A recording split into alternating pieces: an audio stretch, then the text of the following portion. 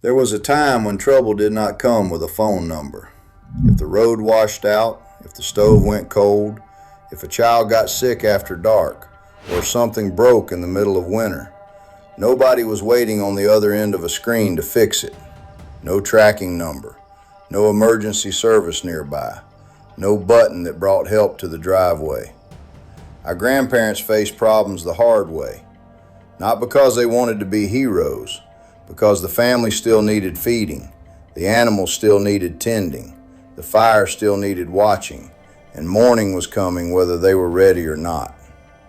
And I'll say it straight, a lot of what modern people call impossible was just ordinary life to them. So let's talk about 7 things our grandparents faced because nobody was coming to help.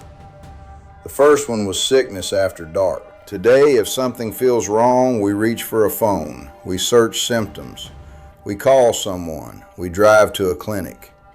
We expect lights, roads, medicine, and people waiting. But in an old country home, sickness at night had a different sound.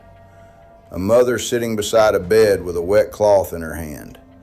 A father standing in the doorway trying not to show fear. A lamp burning low. The rest of the house quiet because everyone knew this was serious. If the doctor lived miles away and the road was mud, snow, or darkness, the family had to hold the line until morning. They watched breathing, they boiled water, they kept the room warm, they prayed, waited, and did what they knew. I am not saying the old way was better. Many families lost people because help was too far away. But that is the point. They knew how fragile life was, and they did not need a reminder. The second thing was weather that could trap a family in place. A hard storm was not just an inconvenience. It could cut a road, flood a creek, knock down a tree, freeze a path, or leave a house alone for days. No one was sending a rescue crew right away. No one was checking an app every 10 minutes. You looked at the sky. You felt the wind shift. You noticed the animals getting restless. You brought in wood before the rain came because once the rain came, you might not get another chance. That kind of preparation changes a person. Modern life teaches people to react. Old country life taught people to notice. A storm did not care whether you were tired. It did not care whether payday had come. It did not care whether you had plans. If the house was not ready, the storm would find every weak place. And our grandparents knew that. The third thing was fire. We forget how central fire used to be. Fire cooked the food, fire warmed the room. Fire dried clothes. Fire kept children from freezing. But fire could also take everything in one careless moment. An old farmhouse at night had rules, even if nobody wrote them down. You watched the stove, you cleared the ashes, you kept cloth and paper away from heat. You did not leave a lamp where it could tip. You did not let children play near flames. Because if fire got loose, help might not arrive in time. Think about that. A modern house has alarms, codes, departments, insurance, and systems. An old family had attention. That was the system. One tired mistake could turn a home into smoke. So people learned to respect danger before danger had labels, warnings, and flashing lights. The fourth thing was animals getting loose, sick, or hurt. For a farm family, animals were not decoration. They were food, labor, income, warmth, survival. If a cow broke through a fence at dusk, you did not say, "I'll deal with it tomorrow." Tomorrow might mean a ruined field, a lost animal, or a neighbor's anger. If a horse went lame, if chickens were taken by a fox, if a hog got sick, the family felt it immediately. That was not a small problem. That was meat, eggs, milk, work, and money walking away. So someone pulled on boots.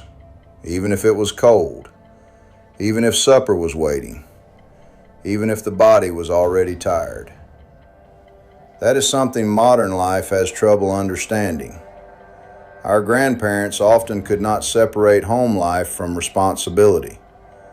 The problem was not outside the house. The problem belonged to the house, and ignoring it made everyone pay.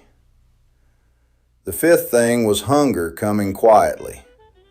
Not famine in a history book, not dramatic hunger with music behind it, just the kind that sat at the edge of the table when work was short, crops failed, prices changed, or winter lasted too long. Old families knew how to stretch things because they had to. But this was not only about food, it was about pressure. A mother looking at what was left and deciding who needed the bigger portion. A father pretending he was not hungry. Children learning early that waste was not cute. Nobody was coming to refill the pantry because the family felt stressed. There was no delivery truck solving bad planning. What you had was what you had. That reality made people careful. It made them grateful too. Not the fake kind of grateful people post online. The quiet kind. The kind that looks at a full plate and knows exactly what it cost. The sixth thing was death inside the family. This is the part people do not like to talk about. But our grandparents lived closer to death than most of us do now. Babies died. Mothers died. Fathers died young. Accidents happened. Illness moved fast. Funerals were not always distant events handled by strangers in polished buildings. Sometimes grief was right there in the home, and still the fire had to be kept, the animals had to be fed, children had to be held, clothes had to be washed, a grave had to be dug. Neighbors might come, yes, but the family still had to stand in the middle of it. That does something to a person. It does not make them cold. It makes them understand that life does not always pause for pain. I think a lot of old people carried grief in ways we never fully saw. They did not always have language for it. They did not always talk about it.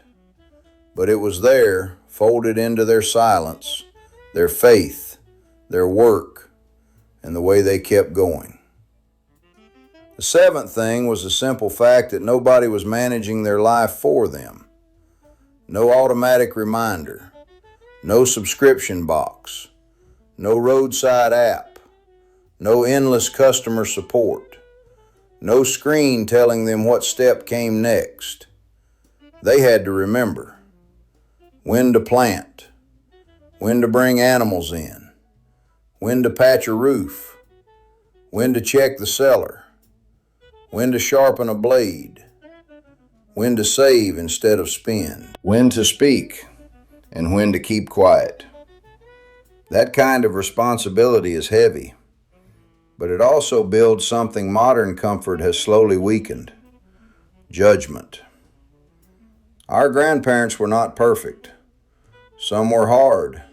Some were unfair. Some made mistakes we should not repeat. But they lived in a world where consequences arrived quickly. If you forgot, something spoiled. If you ignored a leak, the floor rotted. If you waited too long, winter answered for you. Nobody was coming to organize their life, so they learned to carry it. And maybe that is what we miss when we talk about the old days. It was not just the food, the houses, the tools, or the land. It was the way people stood in front of problems without assuming someone else would arrive first. That does not mean they were fearless. I think they were afraid plenty of times. A mother listening to a child cough through the night was afraid. A man watching storm clouds roll over a weak roof was afraid. A family counting the last jars before spring was afraid. But fear did not excuse them from responsibility. They still moved. They still handled what had to be handled.